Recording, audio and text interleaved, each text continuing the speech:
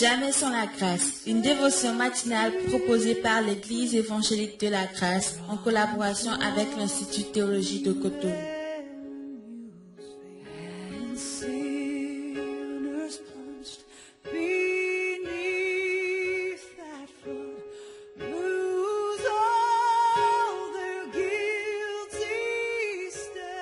Bonjour chers amis, chers internautes, nouvelle journée, nouvelle provision, bienvenue dans cette dernière dévotion de cette merveilleuse semaine qui nous a amené à parler de la faveur divine, Dieu qui fait des dons à des hommes. Et justement, c'est ça l'esprit de la nativité. Hier, nous avions parlé et j'avais fait une déclaration qui a amené beaucoup de personnes à me contacter inbox. Je disais que, en tant que chrétiens, nous ne célébrons pas Noël, mais nous célébrons la nativité de Christ.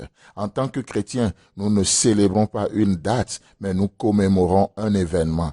Dieu fait homme, Dieu qui est venu habiter parmi les hommes. Effectivement, et j'ai eu l'occasion de l'expliquer, d'expliquer cette déclaration en long et en large à tous ceux qui m'ont contacté. Effectivement, est-ce que Noël, si vous cherchez un peu, vous allez réaliser que, au fait, Noël n'a été célébré qu'à partir du 4e siècle, je crois en 325 par là, que ça a été célébré pour la première fois. Mais toutefois, peu importe la date, peu importe le mois, l'année, ainsi de suite, est-il que Jésus-Christ est venu naître dans nos cœurs. Et ça, c'est l'esprit de Noël. Il y a l'événement, oui, qui se fête une fois chaque année, mais il y a l'esprit de l'événement que nous sommes appelés à célébrer durant toute l'année. Durant toute l'année, nous commémorons le don de Dieu fait aux hommes. Dans Luc chapitre 2, le verset 10 et 11, il est écrit: « Mais l'ange leur dit, ne craignez point, car je vous annonce une bonne nouvelle qui sera pour tout le peuple le sujet d'une grande joie. C'est qu'aujourd'hui, dans la ville de David, il vous est né un sauveur, qui est le Christ, le Seigneur. » Alléluia. Oh, c'est merveilleux de voir Dieu qui vient naître.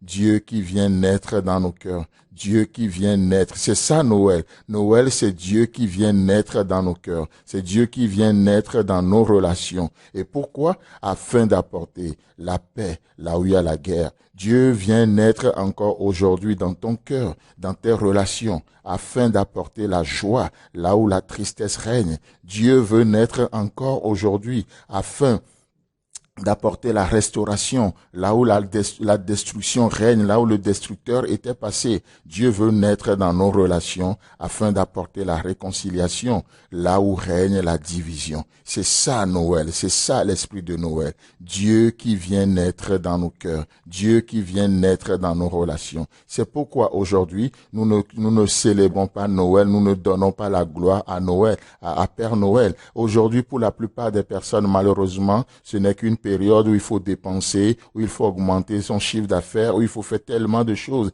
Et personne ne pense à Jésus-Christ qui vient connecter la terre au ciel afin que nous puissions dire que ta volonté soit faite sur la terre comme au ciel, afin que la terre soit le reflet du ciel. Non, on se donne à des fêtes, on se donne à tellement de choses aujourd'hui. Dans Matthieu chapitre 1, le verset 23.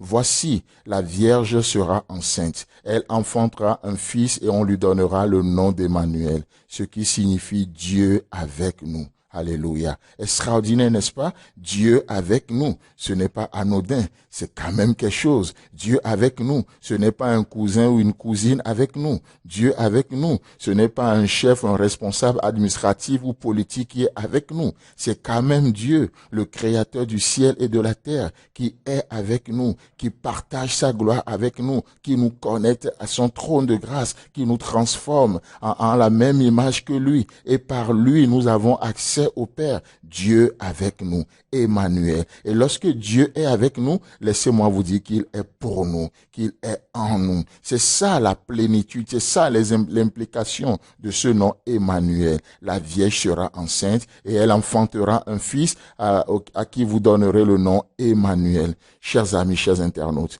oh, malheureusement, combien de parents encore cette nuit ils vont faire des colis à leurs enfants qu'ils vont déposer sous des sapins. Le lendemain matin, les enfants vont se réveiller pour découvrir ces colis et les parents vont oser dire à leurs enfants que c'est le Père Noël qui est passé, qui a apporté ces colis.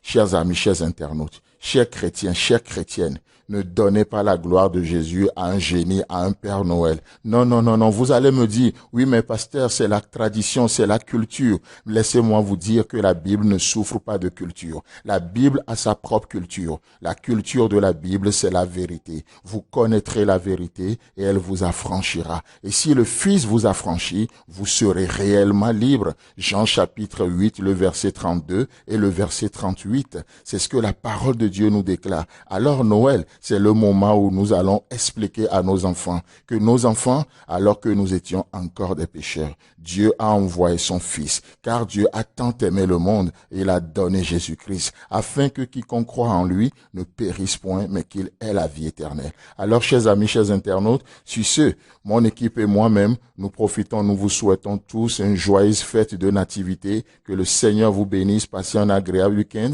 et Dieu voulant, on se retrouve la semaine prochaine.